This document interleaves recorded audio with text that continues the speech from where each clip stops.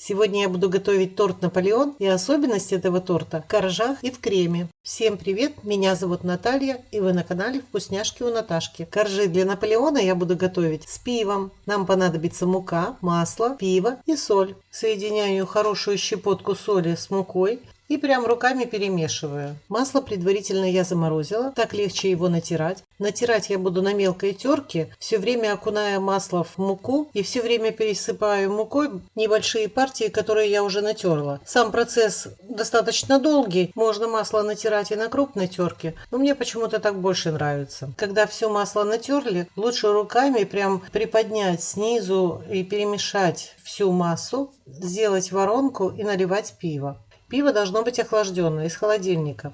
И затем скребком постараться соединить как можно больше, связать муки с пивом. Я не делаю это руками, чтобы сильно не нагревать масло. Затем я выкладываю на стол и на столе уже формирую такую колбасу, не замешивая тесто, а просто как бы прижимая, как бы вжимая остатки муки в тот комок, который у меня уже образовался.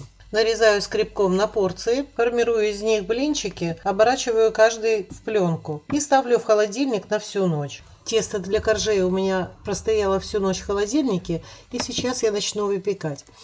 В общем-то, сам процесс выпечки несложный, и рассказывать особо и не о чем. Я буду все просто показывать, а хотела вам просто рассказать некоторые факты. Может быть, вы их знаете, а может быть и нет. Откуда вообще пошло название Наполеон? Ведь во Франции как такового торта Наполеон не существует. Там есть пирожное мильфей, в Италии готовят пирожное миллефолье. И означает это тысячелистник, 1000 листов слоеного теста, перемазанных кремом, как правило, заварным кремом. Но оказывается, пирожное на основе слоеного теста появилось еще в 1733 году. Представляете, почти 300 лет. И как ни странно, это тесто пропитывалось не заварным кремом, а вареньем. Неожиданно, правда? И только больше чем через 100 лет Урбеном Дюбуа был опубликован рецепт, где использовался заварной крем. Но все равно это были пирожные из слоеного теста. Так где же здесь Наполеон? И откуда появился торт? И вот я нашла такую версию. В 1912 году в России отмечалось столетие победы над Наполеоном Бонапартом. Именитым поварам удалось придумать новое пирожное. Необычное, нежное и тающее во рту. Готовился Наполеон достаточно просто. Несколько небольших коржей треугольной формы из слоеного теста, как треуголка Бонапарта, помните?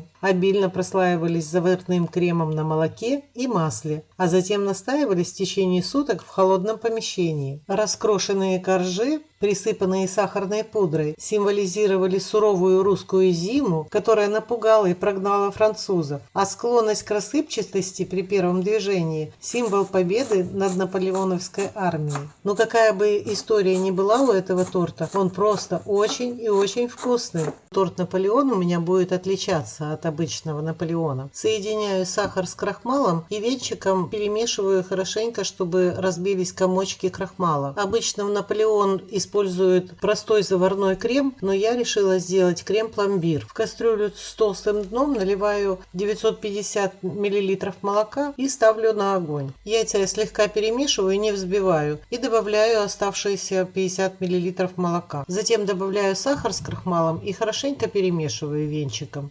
Уже на этом этапе желательно добиться растворения всех комочков крахмала, чтобы у нас не получился крем именно комковый. Молоко у нас должно быть горячим, но не доведите его до кипения. И прежде чем наливать молоко, надо сначала размешать всю массу и вот постоянно помешивать, пока мы вливаем молоко. Как только вы почувствуете, что сахар растворился, возвращаем эту массу в кастрюлю и ставим опять на огонь. Это самый ответственный момент, нельзя оставлять ни на минутку. Все время его помешивая, стараясь хорошенько проходить по дну кастрюли венчиком, чтобы крем не начал гореть. Я специально беру кастрюлю не только с толстым дном, но и высокую, потому что крем, когда кипит, он как маленький вулкан. Может выплеснуть наверх каплю и обжечься можно. После того, как появились бульки, нам надо проварить крем еще минимум 1 минуту. Пересыпаем крем в другую посуду и добавляем масло. Тщательно перемешиваем до однородности. Кстати, если вам нравятся мои рецепты, рецепты, подписывайтесь на канал, ставьте лайки. Остужать крем лучше при комнатной температуре. Накрываю пленкой в контакт, выгнав воздух. В охлажденные сливки добавляю чайную ложку ванили и 2 столовые ложки сахарной пудры. Больше не надо. Венчики миксера я держала 15 минут в морозилке, и они заиндевевшие.